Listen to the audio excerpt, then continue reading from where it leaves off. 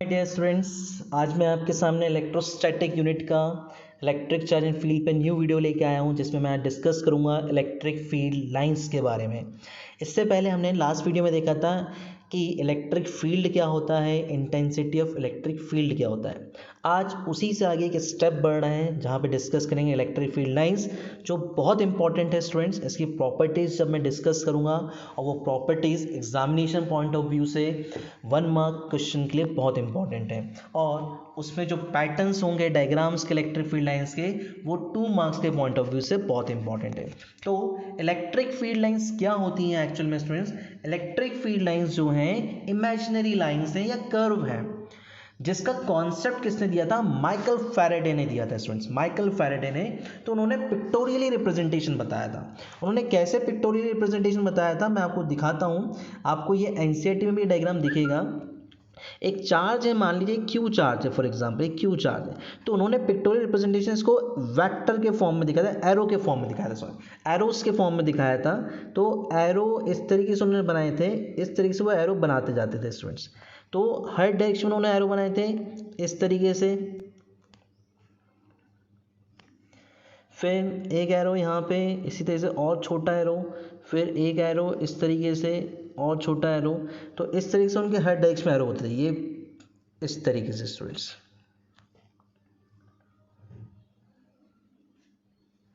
ये आप देखें, जो मैं एरोज यहाँ पे ड्रॉ कर रहा हूँ, तो उनका इस तरीके से उन्होंने पिक्टोरियल रिप्रेजेंट करा था। तो पहला वाला जो एरो होता था वो बड़ा होता था, फिर उसके नेक्स्ट उससे छोटा हो जाता था, फिर नेक्स्ट और छोटा होता जाता था। तो ये क्या बताता था स्टूडेंट्स कि एरो की लेंथ ज़्यादा है, मतलब मैग्नीट्यूड ज़्यादा है, वहाँ पे इंटेंसिटी ऑफ इलेक्ट्रिक फील्ड ज़्यादा है। मैग्नीट्यूड मतलब इंटेंसिटी ऑफ इलेक्ट्रिक फील्ड ज़्यादा है, स्ट्रेंथ ज़्यादा है। एरो की लेंथ बड़ी मतलब वहाँ पे स्ट्रेंथ ज़्यादा है, और जहाँ पे एरो की लेंथ छोटी वहाँ पे स्ट्रेंथ कम है। और जो एरो की डायरेक्शन होगी वही इंटेंसिटी ऑफ इलेक्ट्रिक फील्ड की डायरेक्शन होगी। तो इस तरीके से उन्होंने पिक्टोरियली रिप्रेजेंटेशन दिया था माइकल फैराडे ने। तो उन्होंने बोला कि जो इलेक्ट्रिक फील्ड लाइंस हैं इलेक्ट्रिक फील्ड में, वो स्ट्रेट, इमेजिनरी स्ट्रेट और कर्व्ड पाथ होती हैं, जिसके अलोंग आइसोलेटेड मतलब अकेला एक फ्री पॉजिटिव चार्ज क्या करता है? मूव करता है स्टूडेंट्स। अकेला फ्री पॉजिटिव चार्ज मूव करता है। जैसे कि यहाँ पे क्यू रखा है, अगर मैं यहाँ पे क्यू नॉट रख दूँ स्टूडेंट, यहाँ पे मैंने क्यू नॉट रखा, तो आप समझ सकते हो क्यू को क्यू नॉट क्या करेगा? रिपेल करेगा। और क्यू को क्यू नॉट रिपेल करेगा तो वो इसी डायरेक्शन में मूव करेगा। अब यहाँ पे बड़ा एरो मतलब यहाँ पे उसका जो स्ट्रेंथ है ज़्यादा है, फिर वो यहाँ पे पहुँचा होगा तो यहाँ पे स्ट्रेंथ कम हो गई होगी, फिर स्ट्रेंथ कम हो गई होगी। तो इस तरीके से उन्होंने बोला कि जो इलेक्ट्रिक फील्ड लाइंस हैं वो एक इमेजिनरी स्ट्रेट और कर्व्ड पाथ हैं, जिसके अलोंग एक isolated free positive charge move करता है। अब यही आइसोलेटेड पॉजिटिव चार्ज अगर मैं स्टूडेंट्स यहाँ रख दूँ, तो इसका मूवमेंट मुझे इस डायरेक्शन में दिखने लगेगा जहाँ मैंने एरोज बनाए। अगर मैं यहाँ पे रख दूँ स्टूडेंट्स, तो ये मुझे मूवमेंट यहाँ पे दिखने लगेगा। तो इस तरीके से चार्ज के चारों तरफ उन्होंने इलेक्ट्रिक फील्ड लाइंस की पैटर्न ड्रॉ करा था, जैसे जैसे पॉजिटिव चार्ज मूव कर रहा था स्टूडेंट। अब उन्होंने क्या करा, फिर इन सारी स्ट्रेट लाइन को उन्होंने ज्वाइन किया। मतलब ये जो एरोज बनाए थे, मतलब पहले बड़ा एरो था, फिर उससे छोटा, तो उन्होंने फिर इसका रिप्रेजेंटेशन कुछ इस तरीके से बनाया कि एक चार्ज लिया स्टूडेंट्स, और ये चार्ज लिया और फिर उन्होंने एक सिंगल लाइन ड्रॉ कर दी, एक सिंगल एरो ड्रॉ कर दिया इस तरीके से। अब उन्होंने बड़े छोटे एरो नहीं बनाए, सिंगल एरो ड्रॉ करें, जो हम अब यूज़ करते हैं आज के टाइम में। अब हम इसी को ड्रॉ करते हैं। तो इन्होंने इस तरीके से एरो बनाना स्टार्ट करे स्टूडेंट्स, ये आप एरो देख सकते हैं। तो इस तरीके से उन्होंने एरो बनाना स्टार्ट कर दिए थे स्टूडेंट्स। अब इस एरो से मुझे ये चीज़ तो क्लियर हो रही है कि डायरेक्शन यहाँ पे, अगर यहाँ पे मैं एक पॉजिटिव चार्ज रख दूँ क्यू नॉट, तो वो इधर जाएगा इस डायरेक्शन में। अगर मैं यहाँ पे रख दूँगा क्यू नॉट, तो वो यहाँ पे जाएगा। अगर मैं यहाँ पे क्यू नॉट रख दूँगा स्टूडेंट्स, तो वो यहाँ पे जाएगा। अगर मैं क्यू नॉट यहाँ रख दूँगा तो वो यहाँ जाएगा। तो डायरेक्शन तो क्लियर हो रही थी। अब इम्पॉर्टेंट ये था कि इलेक्ट्रिक फील्ड इंटेंसिटी एक वेक्टर क्वांटिटी है, तो डायरेक्शन तो समझ में आ रही है एरो से। अब मैग्नीट्यूड क्या इसमें पता चल सकता है? तो इसका आंसर होगा यस, बिल्कुल इसमें मैग्नीट्यूड पता चल सकता है। लाइंस जितनी क्लोज होंगी, अब देखिए यहाँ पे लाइंस क्लोज हैं, यहाँ पे लाइंस क्लोज है, यहाँ पे लाइंस दूर हैं, यहाँ पे लाइंस और दूर हैं, यहाँ पे लाइंस और दूर हैं। तो लाइंस जितनी क्लोज होंगी हमेशा वहाँ पे स्ट्रेंथ ज़्यादा होगी। तो इस कॉन्सेप्ट से हमें पता चला था कि लाइंस जितनी क्लोज, आप देख सकते हैं इस रीजन में लाइंस बहुत क्लोज हैं, फिर थोड़ी सी लाइंस दूर हुई हैं इस रीजन में, फिर आप देख सकते हैं इस रीजन में और दूर हो गई हैं लाइंस, फिर इस रीजन में और लाइंस दूर हो गई हैं। तो लाइंस जितनी दूर होती चली जाएंगी स्टूडेंट्स, वहाँ पे इंटेंसिटी इलेक्ट्रिक फील्ड की कम हो जाएगी, और लाइंस जितनी क्लोज रहेगी वहाँ पे इंटेंसिटी इलेक्ट्रिक फील्ड की ज़्यादा रहेगी। तो इस पैटर्न से हमें इंटेंसिटी की इंफॉर्मेशन भी मिलने लग गई और डायरेक्शन भी मिलने लगी। तो इसी पैटर्न को हम इलेक्ट्रिक फील्ड में अडॉप्ट करते हैं और बनाना स्टार्ट करेंगे स्टूडेंट्स। अब आप ध्यान रखिएगा, एक चीज़ हम लोगों ने लास्ट वीडियो में ये पढ़ा होगा कि ई जो होता है इन्वर्सली प्रोपोर्शनल होता है आर स्क्वायर के। तो अब इस मैथमेटिकल रिलेशन से भी देख सकते हैं कि जितना ज़्यादा आर होगा, आर की वैल्यू जितनी ज़्यादा होगी, ई की वैल्यू उतनी कम होगी। मतलब मैं चार्ज से जितना दूर जाऊंगा तो इंटेंसिटी ऑफ इलेक्ट्रिक फील्ड उतनी कम होती चली जाएगी, और चार्ज के मैं जितना क्लोज रहूँगा इंटेंसिटी ऑफ इलेक्ट्रिक फील्ड उतनी ज़्यादा रहेगी। ये आपको ध्यान रखना है, चार्ज से जितना दूर मतलब आर ज़्यादा तो इंटेंसिटी ऑफ इलेक्ट्रिक फील्ड कम, अगर चार्ज के मैं जितना क्लोज रहूँगा तो आर कम रहेगा तो इंटेंसिटी ऑफ इलेक्ट्रिक फील्ड उतना ज़्यादा रहेगी। ये स्टूडेंट्स आपको ध्यान रखना है, ये इलेक्ट्रिक फील्ड लाइंस होती हैं। अब हम डिस्कस करेंगे students properties of electric field lines जो बहुत इंपॉर्टेंट है। पहली प्रॉपर्टी बोलता है जो इलेक्ट्रिक लाइन ऑफ फोर्स है। स्टूडेंट्स एक चीज़ और मैं बताना भूल गया कि इलेक्ट्रिक फील्ड लाइंस को ही लाइन ऑफ फोर्स भी बोलते हैं। लाइन ऑफ फोर्स ये मत सोचना कि फोर्स की लाइन है, लाइन ऑफ फोर्स फैराडे ने ही बोला था। तो लाइन ऑफ फोर्स और इलेक्ट्रिक फील्ड लाइंस एक ही चीज़ होती हैं, अलग अलग नहीं होती हैं, ये ध्यान रखिएगा। तो यहाँ पे लिखा हुआ है electric line of force usually start और diverge out from positive charge and end और converge on negative charge. Simple है, अगर मैं यहाँ पे एक पॉजिटिव चार्ज लेता हूँ, क्यों स्टूडेंट्स यहाँ पे मैं एक पॉजिटिव चार्ज लेके चल रहा हूँ, ये प्लस, अभी प्लस चार्ज है, अब आप कोई टेस्ट चार्ज रखोगे तो वो इससे रिपेल ही होगा, वो रिपेल इस डायरेक्शन में होगा। तो मतलब पॉजिटिव चार्ज से हमेशा आपको ध्यान रखना है इलेक्ट्रिक फील्ड लाइंस क्या होंगी, डाइवर्ज होंगी और दूर जाएंगी। तो ये डायग्राम आपको यहाँ पे दिख रहा है कि इलेक्ट्रिक लाइन ऑफ फोर्स जो होती हैं स्टार्ट कहाँ से होती हैं, पॉजिटिव चार्ज से होती हैं और डाइवर्ज होती जाएंगी रेडियली आउटवर्ड, रेडियली आउटवर्ड। इसी तरीके से अगर मैं नेगेटिव चार्ज की बात करूँगा तो ये negative charge positive test charge को अट्रैक्ट करेगा। तो ये आप देख सकते हैं ये लाइन सारी यहाँ पे आके क्या हो जाएंगी, कन्वर्ज हो जाएंगी या फिर एंड हो जाएंगी नेगेटिव चार्ज पे आके। ये आपको ध्यान रखना है स्टूडेंट्स। तो ये डायग्राम दिया हुआ है पॉजिटिव और नेगेटिव का। तो पॉजिटिव चार्ज से electric line of force start होती हैं और डाइवर्ज होती चली जाएंगी और ये इन्फिनिटी तक जाएंगी student. Single isolated positive charge है। अगर सिर्फ मैं बात करूँ सिंगल आइसोलेटेड पॉजिटिव, अगर मैं ये वाला चार्ज हटा दूँ यहाँ से नेगेटिव, तो सिंगल आइसोलेटेड पॉजिटिव चार्ज है तो ये इन्फिनिटी तक जाती हैं स्टूडेंट्स, इन्फिनिटी तक कंटिन्यूस होती हैं, ब्रेक नहीं होंगी, ये इंपॉर्टेंट है, कंटिन्यूस रहेंगी, कहीं पे ब्रेक नहीं होंगी। अगर सिंगल नेगेटिव चार्ज है तो वो इन्फिनिटी से आ रही होंगी और नेगेटिव पर जाके एंड हो जाएंगी, मतलब कंटिन्यूस होती हैं स्पेस में, स्पेस में इलेक्ट्रिक फील्ड लाइंस कंटिन्यूस होंगी।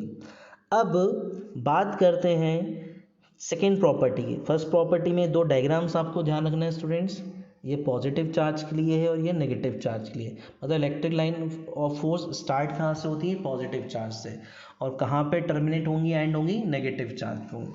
सेकेंड पॉइंट बोलता है स्टूडेंट्स की जो इलेक्ट्रिक लाइन ऑफ फोर्स हैं जिस चार्ज से निकल रही हैं उसके मैग्नीट्यूड से डायरेक्टली प्रोपोर्शनल होंगी। Very important students, very important point कि जो इलेक्ट्रिक लाइन ऑफ फोर्स है, मैं यहाँ पे शॉर्ट में लिख देता हूँ ELF, electric line of force is proportional to magnitude of charge. ELF मतलब electric line of force is proportional to magnitude of charge. इसको अगर मैं सिंपल लैंग्वेज में आपको बताऊँ तो इसका मतलब क्या है, अगर मान लीजिए Q चार्ज है, Q चार्ज है तो इससे मान लीजिए कितनी फील्ड लाइंस निकल रही हैं, दो निकल रही हैं इसमें। तो अगर 2Q चार्ज होगा तो इससे कितनी निकलेंगी, जस्ट डबल निकलेंगी, मतलब कितनी निकलेंगी स्टूडेंट्स, 4 निकलेंगी। यही इसका मतलब है, मतलब चार्ज पे, चार्ज के मैग्नीट्यूड पे electric line of force depend करती हैं। अगर चार्ज Q है तो दो लाइन्स अगर मैं निकाल रहा हूँ तो 2Q में जस्ट उसके डबल हो जाएंगे। इसी तरीके से मैं यहाँ पे मान लीजिए 4 लाइन निकालता है स्टूडेंट्स, अगर मैं यहाँ पे 4 लाइन निकालता तो यहाँ पे स्टूडेंट्स कितनी हो जाती है टोटल, 8 लाइन हो जाती। तो ये आपको ध्यान रखना है मैग्नीट्यूड ऑफ चार्ज का। ये डायग्राम जो दिया है, ये डायग्राम बहुत इंपॉर्टेंट है, इस डायग्राम को आप समझिए थोड़ा सा। आप देख रहे हैं कि इस डायग्राम को मैं आपको दिखाता हूँ।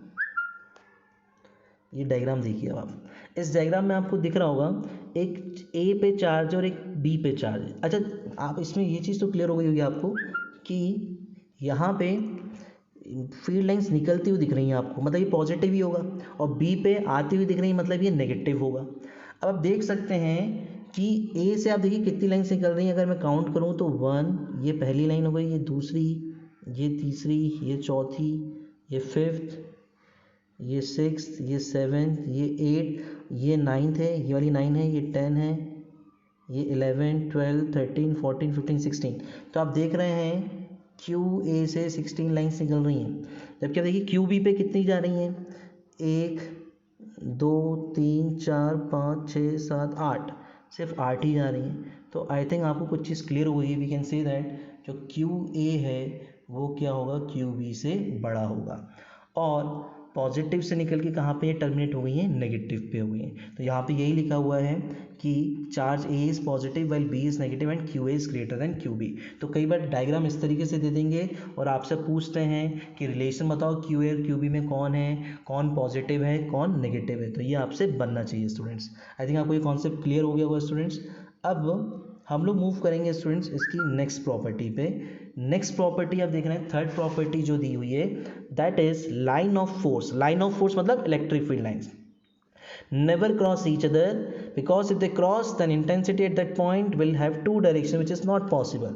अगर मैं इसकी बात करूं स्टूडेंट्स, तो मान लीजिए एक इलेक्ट्रिक फील्ड की डायरेक्शन ये है और एक इलेक्ट्रिक फील्ड की डायरेक्शन ये है, मतलब एक लाइन ये है और एक लाइन ये है, दो इलेक्ट्रिक फील्ड लाइंस मैंने बना दी है। मैं मान के चलूँ कि दोनों इंटरसेक्ट करेंगे, तो ये इनका क्या होगा, पॉइंट ऑफ इंटरसेक्शन होगा। अब इस पॉइंट ऑफ इंटरसेक्शन में देख रहे हैं, एक अगर मैं यहाँ पे टेंजेंट ड्रॉ कर दूंगा तो एक टेंजेंट ये होगी और एक टेंजेंट स्टूडेंट ये होगी, तो यहाँ पे दो टेंजेंट हो जाएंगी।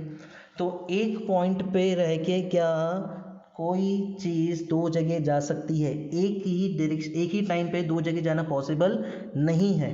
एक ही टाइम पे दो जगह जाना पॉसिबल नहीं है, तो दो डायरेक्शन में जाना पॉसिबल नहीं है। तो मतलब इलेक्ट्रिक लाइन ऑफ फोर्स कभी भी इंटरसेक्ट नहीं कर सकती हैं। अगर electric line of force intersect करेंगी तो उस पॉइंट ऑफ इंटरसेक्शन पे दो डायरेक्शन होंगी, जो कि प्रैक्टिकली पॉसिबल नहीं है स्टूडेंट्स। तो ये थर्ड प्रॉपर्टी है। Fourth property, electric line of force can never be close loop. Electric line of force can never be close loop. क्यों? क्योंकि हमने देखा ये प्लस क्यू से स्टार्ट होती हैं और माइनस क्यू पर जाके ख़त्म हो जाती हैं। ये वापस माइनस से प्लस पे नहीं जाती हैं, ये प्लस से माइनस जाएंगी फिर प्लस से माइनस जाएंगी, माइनस से प्लस नहीं जाती हैं, तो इसलिए कभी भी क्लोज लूप फॉर्म नहीं करती हैं। तो उन्होंने यही लिखा हुआ है, मतलब जिससे क्लोज चीज़ तो तब बनेगी ना स्टूडेंट, अगर मैं यहाँ से स्टार्ट करूँगा घूम के यहीं पर वापस आ जाऊँगा, पर आप देख रहे हो यहाँ प्लस से स्टार्ट होती है माइनस पे, पर माइनस से प्लस पे कभी नहीं जा पा रही है, तो क्लोज लूप कभी भी ये फॉर्म नहीं करती हैं। तो यहाँ पे लिखा है as a line can never start and end on the same charge. ये जो लाइन होती है इलेक्ट्रिक लाइन ऑफ फोर्स, वो सेम चार्ज पे से स्टार्ट होकर सेम चार्ज पे एंड नहीं होती है, इसलिए क्लोज लूप नहीं बनाती हैं। ये fourth property. Fifth property very important है स्टूडेंट्स। आप देखिए यहाँ पे कि पहला फिगर आप देख रहे हैं पॉजिटिव और नेगेटिव, और आप ये ध्यान रखिएगा स्टूडेंट्स कि जो फिफ्थ प्रॉपर्टी में आपको यहाँ पे दिख रही है, तो फिफ्थ प्रॉपर्टी में जो डायग्राम आपको दिख रहा है यहाँ पे स्टूडेंट, तो पॉजिटिव और नेगेटिव चार्ज इन्होंने, अब आप इसमें एक चीज़ नोट करेंगे, अगर मैं प्लस वाले की लाइन काउंट करूँ, इलेक्ट्रिक लाइन में काउंट करता हूँ, देखता हूँ सेम है कि नहीं है माइनस की, तो आप लाइन काउंट करेंगे तो प्लस की जो लाइन होगी स्टूडेंट्स, प्लस वाले की लाइन, पहली लाइन ये होगी, दूसरी, तीसरी, fourth, fifth, six, seventh, 7 line यहाँ पे हैं। इसे 8, 9, 10, 11, 12, 13, 14, 15, 16, 17, 18, 18 लाइन्स निकल रही हैं स्टूडेंट्स। 18 लाइन से आप काउंट कर सकते हैं। अब देखिए माइनस पे भी शायद 18 ही आ रही होंगी, तो 1, 2, 3, 4, 5, 6, 7, 8, 9, 10, 11, 12, 13, 14, 15, 16, 17, 18, मतलब प्लस से भी 18 निकल रही हैं और माइनस पे भी 18 आ रही हैं। इसका मतलब क्या हुआ स्टूडेंट्स कि जो पॉजिटिव चार्ज है प्लस क्यू, उतना ही नेगेटिव चार्ज, मतलब दोनों का मैग्नीट्यूड सेम है। अब इन्होंने क्या बोला है कि अगर दो चार्जेस होते हैं तो ये कॉन्ट्रैक्ट होने लगती हैं, लाइंस कॉन्ट्रैक्ट होती लॉन्गिट्यूडनली। लॉन्गिट्यूडनली आप समझते हैं, ऐसे लॉन्गिट्यूडनली ये कहलाता है स्टूडेंट। तो उन्होंने बोला कि अगर लाइंस कॉन्ट्रैक्ट हो रही हैं तो इसका मतलब है कि अपोजिट चार्जेस के बीच में क्या होता है, अट्रैक्शन होता है।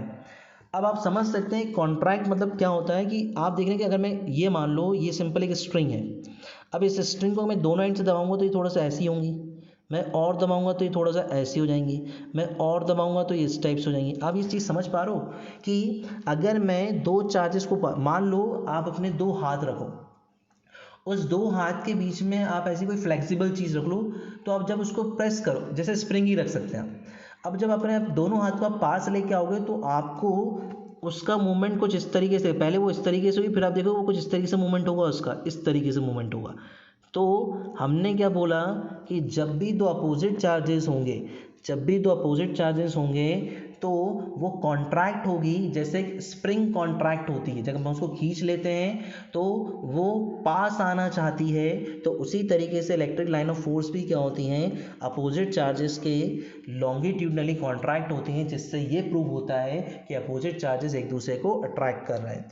इसी तरीके से मैं दो सिमिलर चार्ज ले लूँ, अब आप सेकेंड डायग्राम देखेंगे, इस डायग्राम में दो सिमिलर चार्जेस हैं, दो सिमिलर चार्जेस की अगर मैं बात करूँगा तो ये एक दूसरे पे फोर्स लगाते हैं, ये एक दूसरे पे फोर्स है। अब मान लो ये अगर पॉजिटिव चार्ज है स्टूडेंट, और ये अगर पॉजिटिव चार्ज है, और अगर ये लाइन ऐसी जा रही होती है और ये लाइन ऐसी जा रही होती, तो अगर ये दोनों इंटरसेक्ट हो जाती तो थर्ड पॉइंट तो होल्ड ही नहीं करता।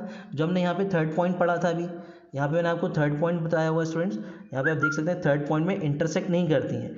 तो अगर मैं यहाँ पे देखूँ कि एक पॉजिटिव चार्ज आपका ये है और एक पॉजिटिव चार्ज ये है, और ये अगर इस तरीके से यहाँ पे लाइन निकल रही है और इस तरीके से यहाँ पे निकल रही है, तो ये दोनों इंटरसेक्ट करें, तो ये दोनों इंटरसेक्ट ना करके ये अपने पाथ को कुछ इस तरीके से कर लेती है, तो ये इस तरीके से इनका पाथ हो जाता है। तो ये इंटरसेक्ट नहीं करती हैं और एक दूसरे पे इस तरीके से प्रेशर अप्लाई करती हैं कि ये सीधे हो जाती है, पैरेलल हो जाती हैं इधर आने के बाद। तो आप देख रहे हैं कि लाइंस यहाँ पे पैरेलल हो जाएंगी। तो ये बताता है कि सिमिलर चार्ज एक दूसरे को क्या करते हैं, रिपेल करते हैं स्टूडेंट्स, और लेटरली, क्योंकि इस डायरेक्शन में हो रहा है इसको हम लेटरली बोलते हैं, और इस डायरेक्शन को हम लॉन्गिट्यूडनली बोलते हैं। स्टूडेंट्स एक बात समझिए, यहाँ इस वाले फिगर के लिए ये लॉन्गिट्यूडनली वर्ड ऐसा है, और इस वाले फिगर के लिए ये लेटरली हो रहा है, तो इधर से डायरेक्शन ऐसी हो जाएगी, ये पॉजिटिव, ये लाइंस इस तरीके से निकल जाएंगी, ये आप ध्यान रखिएगा। तो लाइन ऑफ फोर्स की टेंडेंसी आई थिंक क्लियर हो गई हुई आपको कि अगर दो अपोजिट चार्जेस हैं तो उनके जो इंट्रैक्शन होगा तो लाइन ऑफ फोर्स कॉन्ट्रैक्ट होंगी लॉन्गिट्यूडनली, और अगर दो सिमिलर चार्जेस हैं तो line of force pressure apply करेंगे लेटरली और एक दूसरे को रिपेल करेंगे। तो ये हमारी फिफ्थ प्रॉपर्टी है स्टूडेंट्स, आई थिंक ये आपको क्लियर हो गया होगा। अब इसके बाद नेक्स्ट प्रॉपर्टी हम देख रहे हैं, सिक्स प्रॉपर्टी, जो बहुत इंपॉर्टेंट है स्टूडेंट्स। सिक्स प्रॉपर्टी में एक फिगर आपको दिख रहा होगा, यहाँ पे ये फिगर मैं आपको दिखा देता हूँ। तो ये देखिए आप, यहाँ पे चार फिगर्स दिख रहे हैं। अब इन्होंने बोला है कि चार फिगर्स में आप देखिए कि चारों में कुछ ना कुछ डिफरेंस है। अगर मैं पहले फिगर की बात करूँगा, पहले फिगर की अगर मैं बात करता हूँ स्टूडेंट्स, तो आप देखिए कि इन तीन के बीच में गैप सिमिलर है, पर इसके बीच में गैप ज़्यादा है फर्स्ट और सेकेंड में। तो फर्स्ट लाइन, ऊपर से जो फर्स्ट लाइन है और सेकंड लाइन है उनके बीच में गैप ज़्यादा है, तो मतलब मैग्नीट्यूड कांस्टेंट नहीं है। इसका मतलब जब जब उनके बीच में गैप ज़्यादा नहीं, गैप थोड़ा सा अलग अलग होगा तो मैग्नीट्यूड कांस्टेंट नहीं रहेगा। फिर दूसरे फिगर में आप देखिए गैप दो चारों लाइंस के बीच में गैप प्रॉपरली सही है, मतलब इक्वल गैप है, पर उनकी डायरेक्शन सेम नहीं है, तो डायरेक्शन कांस्टेंट नहीं है। थर्ड फिगर में आप देख सकते हैं डायरेक्शन भी कांस्टेंट नहीं है और मैग्नीट्यूड भी कांस्टेंट नहीं है। फोर्थ फिगर ऐसा है डायरेक्शन कांस्टेंट है और मैग्नीट्यूड भी कांस्टेंट है, मतलब ये पैटर्न कहलाता है यूनिफॉर्म इलेक्ट्रिक फील्ड का स्टूडेंट, इसको हम बोलते हैं यूनिफॉर्म इलेक्ट्रिक फील्ड, जहाँ पे मैग्नीट्यूड और डायरेक्शन हमेशा क्या रहेगी, सेम रहेगी। तो यहाँ पे लिखा हुआ है if the line of force are equidistant straight lines the field is uniform, and if line of force are not equidistant or straight line or both the field will be non uniform. तो ये non uniform का case है, ये non uniform का case है, ये non uniform, एकमात्र ये वाला केस है जो यूनिफॉर्म का है। तो यूनिफॉर्म तभी होगा जब मैग्नीट्यूड और डायरेक्शन हमेशा सेम रहेगा। अगर मैग्नीट्यूड कांस्टेंट नहीं है तो नॉन यूनिफॉर्म, अगर डायरेक्शन कांस्टेंट नहीं है तो नॉन यूनिफॉर्म, और मैग्नीट्यूड और डायरेक्शन दोनों ही कांस्टेंट नहीं है तो भी नॉन यूनिफॉर्म। यूनिफॉर्म तभी रहेंगे इलेक्ट्रिक लाइन जब मैग्नीट्यूड और डायरेक्शन दोनों सेम रहेंगे। नेक्स्ट पॉइंट, सेवेंथ प्रॉपर्टी बहुत इंपॉर्टेंट है स्टूडेंट्स, और इसके प्रूफ हम लोग जब मैं आपको पोटेंशियल पढ़ाऊंगा तो इसका प्रूफ भी मैं आपको दे दूंगा। इसमें ये बोला गया है 7th प्रॉपर्टी में स्टूडेंट्स कि जो इलेक्ट्रिक लाइन ऑफ फोर्स होती हैं, जो इलेक्ट्रिक लाइन ऑफ फोर्स होती हैं स्टूडेंट्स, तो जो इलेक्ट्रिक लाइन ऑफ फोर्स होती हैं वो कंडक्टर पे नॉर्मल होती हैं। कंडक्टर आई थिंक आपको क्लियर हो गया होगा, जिनके पास फ्री इलेक्ट्रॉन्स होते हैं। हमने जो स्टार्टिंग का वीडियो बनाया था वहाँ पे कंडक्टर का डिस्कस भी किया था। तो आप समझ सकते हैं यहाँ पे ये कंडक्टर है। अब मान लीजिए ये पॉजिटिव चार्ज है और यहाँ पे मैंने कंडक्टर रखा, तो आप ये चीज़ समझ सकते हैं कि इस कंडक्टर के यहाँ पे कौन से चार्जेस आ जाएंगे, नेगेटिव, क्योंकि इसके पास इक्वल अमाउंट में पॉजिटिव नेगेटिव होंगे, तो पॉजिटिव के पास कौन से होंगे, नेगेटिव। अब इधर से जो फील्ड लाइंस निकलेगी जो कंडक्टर तक, मतलब कंडक्टर पे भी परपेंडिकुलर नॉर्मल रहेगी और ये पॉजिटिव चार्ज से निकल रही है, ये भी नॉर्मली निकल रही है। और ये इस तरीके से यहाँ से इस तरीके से आके ये इधर हो जाएगी, इधर से इस तरीके से इस टाइप से। मतलब हमेशा electric line of force end और स्टार्ट जो होंगी नॉर्मली होंगी on the surface of conductor. ये यहाँ पे आप ध्यान रखिएगा, electric line of force and मतलब ये आप देखिए यहाँ पे एंड हो गई है। अब ये आगे क्यों नहीं जा रही है, क्योंकि इनसाइड द कंडक्टर हमेशा याद रखना इलेक्ट्रिक फील्ड ज़ीरो होती है। इनसाइड द कंडक्टर मतलब कंडक्टर के अंदर, इनसाइड द कंडक्टर अगर बात करूँगा तो inside the conductor electric line of force zero होंगी student. Very very important, very important. पहली चीज़ तो यहाँ पे ये लिखी हुई है कि electric line of force end और start normally on the surface of conductor. मतलब आप देख रहे हो कि मैंने यहाँ पे अंदर ड्रॉ नहीं करी, सिर्फ मैंने एंड कर दी है, या फिर मैं स्टार्ट कर सकता हूँ, यहाँ से। पर कंडक्टर के अंदर इलेक्ट्रिक लाइन ऑफ फोर्स नहीं होती हैं। Electric line of force conductor के अंदर क्यों नहीं होती है, मैं इसको क्लियर कर देता हूँ आपको। देखिए आप लोग कि क्यों नहीं होती हैं, क्योंकि हमने क्या सीखा है स्टूडेंट्स, अगर ये कंडक्टर है, आप ये देखिए यहाँ पे कंडक्टर लेके चल रहा हूँ मैं, ये कंडक्टर है, फॉर एग्जांपल ये कंडक्टर लिया मैंने। अब कंडक्टर में मैंने क्या करा, इसमें मैंने चार्जेस देना स्टार्ट किया। अब मान लो पॉजिटिव चार्ज ही मैं दे रहा हूँ, तो पॉजिटिव चार्ज अंदर नहीं रुकते हैं, ये पॉजिटिव चार्ज अंदर नहीं रहते हैं, सरफेस पे आ जाते हैं। अब इस सरफेस पे क्यों आते हैं, इसका लॉजिक है स्टूडेंट। अब आप मान लीजिए कि आप पॉजिटिव चार्ज देते जा रहे हो। अब वो पॉजिटिव चार्ज अंदर जाएंगे तो वो एक दूसरे को रिपेल करेंगे, और रिपेल करके वो कहाँ पे आना चाहते हैं, लोअर एनर्जी में आना चाहते हैं। लोअर एनर्जी मतलब आप समझ रहे होंगे, आगे हम एक डेरिवेशन करेंगे एनर्जी का, जहाँ पे एक फॉर्मूला मैं बताऊंगा आपको, Q1 Q2 अपॉन R। मतलब U जो होता है वो R पे डिपेंड करता है, U जो होता है R पे डिपेंड करता है। मतलब हमेशा कोई भी चीज़ अपनी लोवेस्ट पोटेंशियल एनर्जी में रहना चाहती है। ये मैंने शायद आपको बहुत बार बताया भी होगा, आपको ध्यान होगा, जो मेरे स्टूडेंट्स उन्होंने मुझसे पढ़ा हुआ है कि कोई भी चीज़ लोवेस्ट एनर्जी में रहना चाहती है। अगर मैं एक पेन की बात करूं, तो अगर मैं पेन को एक हाइट पे लेता हूं और मैं अपना हाथ हटा दूंगा तो पेन कहाँ आ जाता है, ग्राउंड पे आ जाता है। और ग्राउंड पे पोटेंशियल एनर्जी कितनी होती है, ज़ीरो। तो कोई भी चीज़ हमेशा कहाँ रहना चाहती है, लोवेस्ट एनर्जी में रहना चाहती है। तो जब ये पॉजिटिव चार्ज अंदर गए होंगे तो आप समझ सकते हैं कि R क्या हो जाएगा, सबसे कम हो जाएगा। R कम हो जाएगा तो U सबसे ज़्यादा हो जाएगा, मतलब एनर्जी सबसे ज़्यादा होगी। तो जैसे ही मैं इनको अंदर करता हूँ तो ये सारे बाहर निकल आते हैं, मतलब ये सरफेस पे जाते हैं, मतलब ये सारे कहाँ पे जाएंगे, सरफेस पे, और ये मैक्सिमम होगा। अब R की वैल्यू मैक्सिमम हो गई, आप समझ चुके होंगे, क्योंकि यहाँ से लेके यहाँ तक का डिस्टेंस R होगा। अब R मैक्सिमम हो चुका है, अब R आप समझ चुके मैक्सिमम हो गया होगा, तो ये अपने आप मिनिमम हो जाएगा। तो वो कहाँ पर आ जाएंगे, सारे के सारे सरफेस पे जाएंगे। अब सारे चार्जेस अगर सरफेस पे हैं तो अंदर तो कोई चार्ज है ही नहीं। अब अंदर कोई चार्ज नहीं है तो इलेक्ट्रिक फील्ड क्या होगी स्टूडेंट, ज़ीरो ही तो होगी। तो याद रखना है आपको, वेरी इंपॉर्टेंट, ये CBSE में पूछा जा चुका है, ये आपको ध्यान रखना है। रीज़न आपको आई थिंक क्लियर हो गया होगा कि कोई भी चार्ज हमेशा अपनी लोवेस्ट एनर्जी में रहना चाहता है, पोटेंशियल एनर्जी में, लोवेस्ट पोटेंशियल एनर्जी में। तो ये चार्जेस कंडक्टर के अंदर नहीं होते हैं, कहाँ पे आते हैं, कंडक्टर की सरफेस पे। और कंडक्टर की सरफेस पे इसलिए आते हैं क्योंकि वहाँ पे लोवेस्ट पोटेंशियल एनर्जी होती है। अब कंडक्टर के अंदर कोई भी चार्ज नहीं है तो मतलब इलेक्ट्रिक फील्ड क्या हो जाएगी स्टूडेंट, ज़ीरो हो जाएगी। तो किसी भी कंडक्टर के अंदर इलेक्ट्रिक फील्ड हमेशा क्या होगी, ज़ीरो होगी। तो अब सारे चार्जेस आप देख रहे हैं सरफेस पे हैं, तो इलेक्ट्रिक फील्ड लाइंस जो होगी, अब सारे चार्ज आप देख लिए सरफेस पे आ चुके हैं, यहाँ पे पॉजिटिव, यहाँ पे पॉजिटिव, यहाँ पे पॉजिटिव, तो ये इलेक्ट्रिक फील्ड लाइन यहाँ से स्टार्ट होगी, इस तरीके से यहाँ से स्टार्ट होगी। तो यही कॉन्सेप्ट है कि इलेक्ट्रिक लाइन ऑफ फोर्स जो होती हैं या तो एंड होंगी। अब अगर मैं नेगेटिव चार्ज की बात करता तो वो नेगेटिव चार्ज सारे सरफेस पर जाते, तो या तो वो एंड होंगी या फिर स्टार्ट होंगी, और वो भी कैसे होंगी, normally on the surface of conductor. Normally मतलब परपेंडिकुलर। तो ये 3 फिगर्स मैंने यहाँ पे दिए हैं, तीनों फिगर्स बहुत इंपॉर्टेंट हैं, ये आई थिंक आपको क्लियर हो जाएंगे कि इनमें पैटर्न्स क्या बना हुआ है। पहला फिगर आई थिंक आपको क्लियर हो गया होगा, ये किस तरीके से है, पॉजिटिव चार्ज और एक कंडक्टर रहेगा, तो पॉजिटिव चार्ज आप देख रहे हैं नेगेटिव तक जा रहा है। दूसरा फिगर में आपको दिख रहा होगा यहाँ पे, दूसरा फिगर आपको यहाँ पे क्लियर होगा कि दूसरे फिगर में इन लोगों ने क्या करा हुआ है, एक पॉजिटिव लेके रखा है कंडक्टर की सरफेस पर, नेगेटिव। तो आप देख रहे हैं ये 2 कंडक्टर लग रहे हैं, एक कंडक्टर ये है और एक कंडक्टर ये है, तो यहाँ पे पॉजिटिव है और यहाँ पे नेगेटिव है, तो ये पॉजिटिव से नेगेटिव इस तरह से आपको लाइंस दिख रही होंगी, और ये पॉजिटिव से नेगेटिव ये आपको लाइंस दिख रही होंगी, पॉजिटिव से स्टार्ट हुई है और नेगेटिव पे एंड हुए हैं, और सब परपेंडिकुलर। आप देखिए ये एंगल सब 90 डिग्री बन रहे हैं, ये सब एंगल 90 डिग्री है, ये सब एंगल 90 डिग्री है। यहाँ पे ये एंगल भी 90 डिग्री, आपको लग नहीं रहा है ये 90 डिग्री ही एंगल है, ये 90 डिग्री एंगल है क्योंकि एंड से लिया हुआ है। अब इसी तरीके से अगर मैं इस वाले में देखूंगा तो यहाँ पे आप देख रहे हो कि यहाँ पे कोई चार्ज, इस रीजन में देखो कोई भी चार्ज नहीं है, कोई भी चार्ज नहीं, तो ई ज़ीरो है।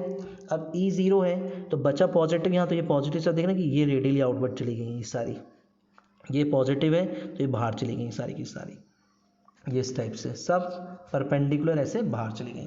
तो ये पैटर्न आपको ध्यान रखना है, जो हमने पढ़ा था कि इलेक्ट्रिक लाइन ऑफ फोर्स कहाँ से स्टार्ट होती है, जो फर्स्ट प्रॉपर्टी थी पॉजिटिव चार्ज से, और कहाँ पे टर्मिनेट होंगी, नेगेटिव चार्ज पे। तो ये आपको ध्यान रखना है, ये मैंने 3 डायग्राम्स यहाँ पे लिए थे, तो ये प्रॉपर्टी आपको बहुत ध्यान रखना है। और सबसे इम्पॉर्टेंट, कंडक्टर के अंदर हमेशा इलेक्ट्रिक लाइन ऑफ फोर्स नहीं होगी क्योंकि वहाँ पे इलेक्ट्रिक फील्ड 0 होती है, ये इंपॉर्टेंट है, स्टूडेंट्स ध्यान रखिएगा। 8th प्रॉपर्टी आप देख रहे हैं, इसमें लिखा हुआ है कि if in a region of space there is no electric field there will no line of force, मतलब स्पेस में, अगर स्पेस में कहीं पे भी इलेक्ट्रिक फील्ड नहीं है मतलब वहाँ पे कोई लाइन ऑफ फोर्स नहीं है। तो इसलिए उन्होंने बोला है this is why inside a conductor at a और न्यूट्रल पॉइंट, मतलब कंडक्टर के अंदर और न्यूट्रल पॉइंट पे जो इंटेंसिटी है वो हमेशा क्या होगी, 0 होगी, तो कोई लाइन ऑफ फोर्स नहीं होगी। ये मैंने भी जस्ट आपको क्लियर करा हुआ है कि कंडक्टर के अंदर कोई भी चार्ज नहीं होता है, कोई इलेक्ट्रिक फील्ड नहीं होती है, तो उस वजह से वहाँ पे लाइन ऑफ फोर्स नहीं होती है। तो स्पेस पे जहाँ कहीं पे भी ई 0 होगा, स्पेस में जहाँ कहीं पे भी ई 0 होगा वहाँ पे कभी भी लाइन ऑफ फोर्स नहीं होंगी या इलेक्ट्रिक लाइन ऑफ फोर्स नहीं होंगी। ये 8 पॉइंट है। 9th पॉइंट देखिए स्टूडेंट्स, क्या बोला है 9 में, number of line of force per unit normal area at a point represents magnitude of electric field intensity. मतलब सिंपल सा लॉजिक है स्टूडेंट, यहाँ से मान लीजिए इस टाइप से लाइन्स निकल रही हैं, इस टाइप से बहुत सारी लाइन्स ऐसे निकल रही हैं, तो मैं देखता हूँ कि अगर मैं इतने एक एरिया ले लेता हूँ, ये वाला एरिया, तो इसी एरिया को जब मैं आगे लेके जाऊँगा तो वहाँ पे मैं देख रहा हूँ कि नंबर ऑफ़ लाइंस कम होती जा रही। तो उन्होंने क्या बोला है कि number of line of force per unit normal area, मतलब इस एरिया से परपेंडिकुलरली जो लाइंस निकलेंगी वो आपको बताता है स्ट्रेंथ, मैग्नीट्यूड बताता है इंटेंसिटी ऑफ इलेक्ट्रिक फील्ड का। तो आप यहाँ पे देख रहे हो कितनी निकल रही हैं, 1 2 3 4 5 निकल रही, पहली वाली से 5 निकल रही हैं और दूसरी वाली से आप देख रहे हो सिर्फ 3 ही निकल रही हैं। तो मतलब जहाँ पे क्राउडिंग, अब देखिए crowded lines represent strong field, तो आप देख रहे हैं कि इधर क्राउड ज़्यादा है, इस वाले रीजन में क्राउड ज़्यादा है, इधर क्राउड कम है। तो जहाँ पे क्राउड ज़्यादा होगा वहाँ पे स्ट्रॉन्ग होगी इलेक्ट्रिक फील्ड, और जहाँ पे क्राउड कम होगा वहाँ पे जो फील्ड होगी वो वीक होगी। तो इस पॉइंट का मतलब यही है, ये आप ध्यान रखिएगा। लास्ट पॉइंट जो है 10, इसमें एक्सप्लेनेशन इतना बड़ा दिया हुआ है, पेपर में कभी लिखने को आएगा तो ये आंसर लिखा हुआ है, बस आपको ध्यान क्या रखना है students, the tangent to the line of force at a point in electric field give the direction of intensity. मतलब अगर ये कर्व है और इस कर्व पे अगर मैं किसी पॉइंट पे, ये मान लीजिए एक कर्व है, फॉर एग्जांपल ये कर्व है, ये इलेक्ट्रिक फील्ड लाइन है, अगर मैं इस पर किसी भी पॉइंट पे टेंजेंट ड्रॉ कर देता हूँ तो ये टेंजेंट मुझे हमेशा इलेक्ट्रिक फील्ड इंटेंसिटी की डायरेक्शन बताएगा। अगर ये कर्व इस तरीके से होता है स्टूडेंट्स, ये कर्व अगर फॉर एग्जांपल इस तरीके से होगा, तो अगर मैं इस पॉइंट पर टेंजेंट ड्रॉ कर दूंगा तो ये मुझे इलेक्ट्रिक फील्ड इंटेंसिटी की डायरेक्शन बताएगा। तो the tangent drawn at any point in electric field give the direction of intensity. और सिंपल सा रीज़न दिया हुआ है वहाँ पे एग्जामिनेशन में, अगर क्वेश्चन के फॉर्म में आ जाएगा। तो ये टोटल 10 प्रॉपर्टी मैंने डिस्कस करी है स्टूडेंट्स। ये 10 की 10 प्रॉपर्टी बहुत इंपॉर्टेंट हैं, इनको